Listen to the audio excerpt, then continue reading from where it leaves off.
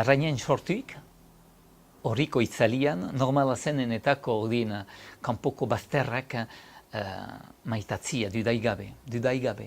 Eta geho partitzia, eltu badae, beste kulturak, beste jentekilan egoitez, uste ditzikari important izan denenetako eta den oano enetako. Ez dut uste desafio bat egiten dudan, zeren uste dut bizitzeko mane bat beita, eta enetako gaiza importantena, enetako dela libertatia. Libertatia baten hatxa juiten izalaik. Eta jentek untsa komprenidezen zentako juiten izan, haingoa, ereskuzu maite hartzez, jentek sibetarek pu sopa maite die, nike zigari maite dit sopa. Egin nun, Robert, nahi nik jakin, ze pentsatzen dian, guen eta hien ekipaz. Usuizka egiten jagu bizikletaz, algarekin, eta nahi nik beti eta nahi nik denek, beti haitzina joan. Mentuz goasik, hoi, dependitzenik, eta ikusiko diagu zerren arnenin guen osogarik, prefosta. Bena izigari maite diagu goen formula hoi, hiekin egitia, eta hoaiko ze hoiekin, barak GPS horiekin eta aizago duk, eta bide hoien, senda hoien xerkatzia, eta nahi nik galtatu, nahi nik ikusi, nu hartino algin hola juiten aitzina, eta beti goago, berekik paikin, edo besteikin, prefostahik jentehan ikusten behituk, eta badiat izerriko souvenir rumbat, Marokeko bidazioa eginik algarekin, hoi ez teak sekula ahatzeko, ene lagunekin, ordin eta prefosta, ze aldugun berrigoik egiten. Merci, Robert. Tipitik Sibioko sendetan edo bortuko masiletan ibiliniz eta oano laketniz ebiltez, dudaigabe, bena uste dut vetetaikin emu handiago bat kutsatzen dugula, ze bazter habo ikusten eltu bada, eta sustut txostakatzen amini bat gue erotekin sendetan igaitez. Enetako izigarri maite dut hoi. Eta geho zentako libru edo topozu maiten eskibatzia, uste dut, maite dutudan gyniak bester emaiteko, bek gozadezen gue bazterrer. Oui, bonjour Robert. Moi ma question c'est par rapport à la montagne.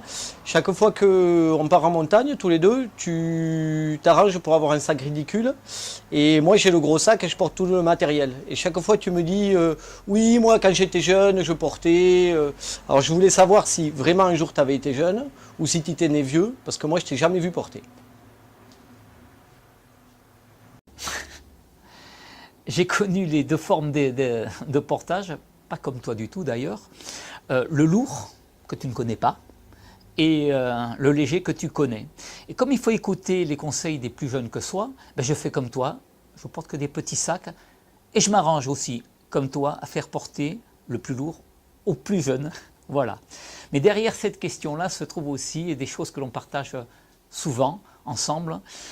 L'escalade qui nous procure beaucoup de voix, beaucoup de choses intérieures, je crois, avec notamment des rencontres, des visions différentes de la montagne dans ces parties un peu sauvages, abruptes même, et surtout découvrir, comme nous avons fait il y a 1 ou 2 ans, des nouveaux espaces de jeu, comme à Laro, à Mubi, où j'étais derrière toi quand tu grimpais ces cascades de glace, quand nous les grimpions ensemble avec nos piolets. Et tout comme on va à Saint-Angras aussi s'entraîner entre les deux grandes barres de Saint-Angras, où on s'entraîne avec nos piolets, qui font vraiment des sensations vraiment très très chouettes, quoi. Et en parlant de sensation, le parapente voler être dans la 3e dimension, quand même quelque chose de formidable. Et surtout, quand on le fait dans les Pyrénées, quand on les fait au Pays Basque en Soule, quand on décolle du Pic d'Ory, comme on peut décoller même au-dessus de Saint-Angras, et qu'on puisse en plus le faire partager en biplace au-dessus du village de Laro, Ce sont des choses vraiment extraordinaires. Bonjour Robert, j'ai une petite question pour toi. Qu'est-ce qui te pousse à vouloir partir si haut, si loin et de vouloir le faire découvrir à d'autres? Certains sont dans la difficulté technique. Moi, je suis plus dans l'ivresse de l'altitude et l'ivresse très sauvage. C'est pour ça qui m'amène à partir dans des contrées du monde vraiment très éloignées. Certains m'ont posé aussi très souvent la question, mais quand tu es arrivé au sommet de l'Everest, qu'est-ce que ça t'a fait? Je leur ai répondu d'une manière très imagée. Est-ce que vous aimez le vin? Si oui, quel est votre plus grand plaisir, votre meilleure sensation? N'est-ce pas quand le bouchon fait... Et moi, quand je suis arrivé au sommet de l'Everest, ça m'a fait...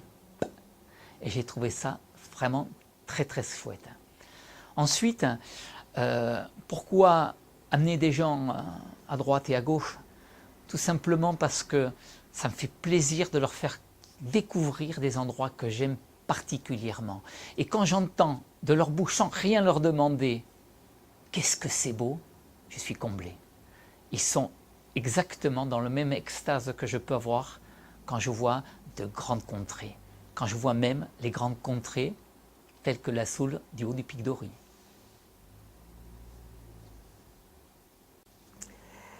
Bai, nik nahi jakin, Robert, zentako zure bidagitan kontentzia juitez eta izigarri kontentzia aragitez.